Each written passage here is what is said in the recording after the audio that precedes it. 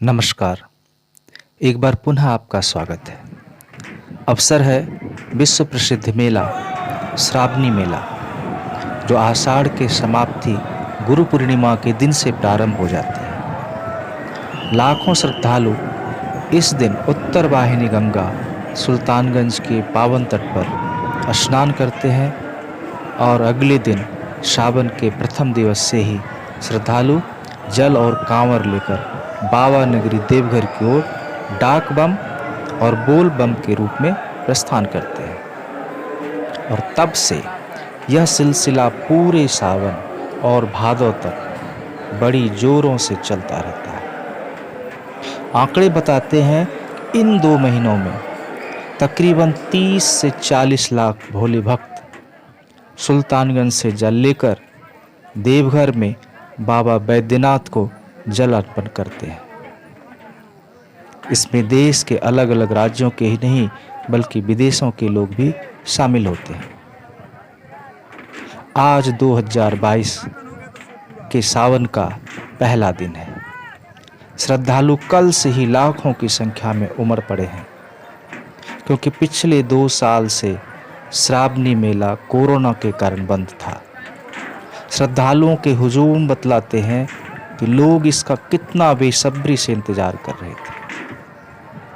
इधर वर्षों पुरानी श्रद्धालुओं के बहुप्रतीक्षित मांग कि गंगा के किनारे खतरनाक सीढ़ी घाट को एक अस्थायी स्नान लायक सुंदर घाट बनाया जाए, जिसमें पूजा पाठ करने, कपड़े बदलने, शौचालय, पीने का पानी तथा अच्छी रोशनी की व्यवस्था पूरे वर्ष के लिए हो, क्योंकि यहाँ हर पर्व के अवसर पर सालों भर श्रद्धालु गंगा स्नान के लिए आते रहते हैं।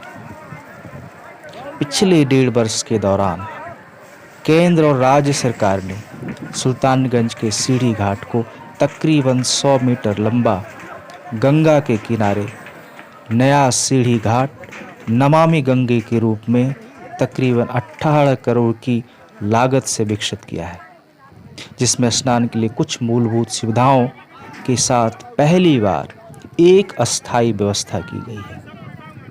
लेकिन अभी भी इसमें पेयजल और समुचित शौचालय की व्यवस्था अपर्याप्त है। यह तो पहले ही हो जाना चाहिए था और सरकार इसके लिए धन्यवाद के पात्र है। लेकिन आज हम जिस बात की ओर अपना ध्यान दिलाना चाहते हैं वह सरकार की श्रद्धालुओं के प्रति असंवेदनशीलता है। जब सरकार को पता है कि श्रद्धालु गुरु पूर्णिमा के दिन लाखों की संख्या में उमड़ते हैं, तो यह कितना जायज़ है कि एकमात्र स्नान के लायक बनाया गया यह घाट श्रद्धालुओं के लिए सिर्फ उद्घाटन ना होने के कारण उपलब्ध ना हो। अगर सरकार और प्रशासन संवेदनशील होता तो मेले का उद्घाटन गुरु पूर्णिमा के दिन ही की जाती, ना कि सावन के पहले दिन, और वह भी शाम तक।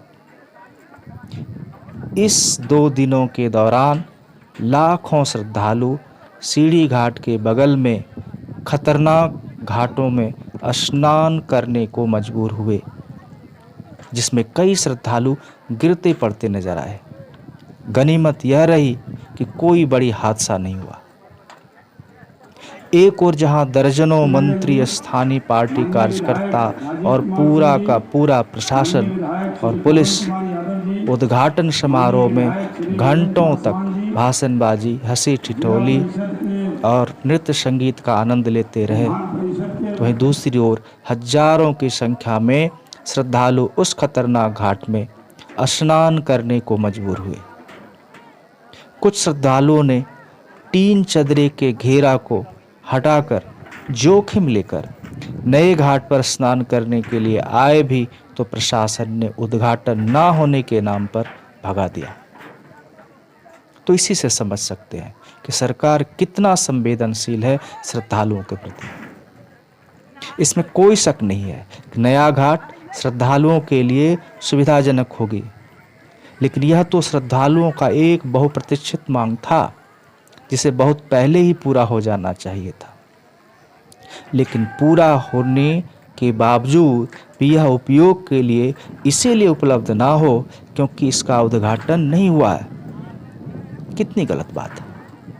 क्या सरकार की इन दर्जनों मंत्रियों और प्रशासन के इन बड़े अफसरों को जरा भी समझ में नहीं आया कि उद्घाटन गुरु पूर्णिमा के दिन करा दिया जाए ताकि लाखों श्रद्धालु उस खतरनाक घाट के उपयोग से बच जाए या उन्हें सुविधा मिल जाए?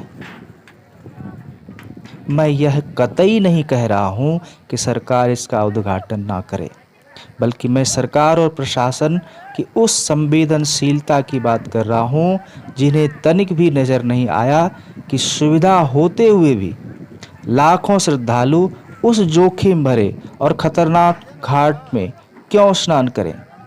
अगर कोई बड़ी हादसा हो जाती या उन श्रद्धालुओं ने जो झेली है, क्या उनका तनिक भी ख्याल नहीं आया?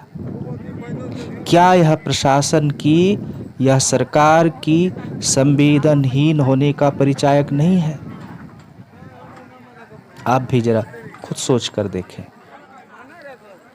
आप इस वीडियो में देख रहे हैं कि किस तरह से एक नया घाट बना हुआ है और ठीक बगल में खाई नुमा खतरनाक घाट में लोग नीचे फिसलते हुए, गिरते हुए स्नान के लिए मजबूर हैं।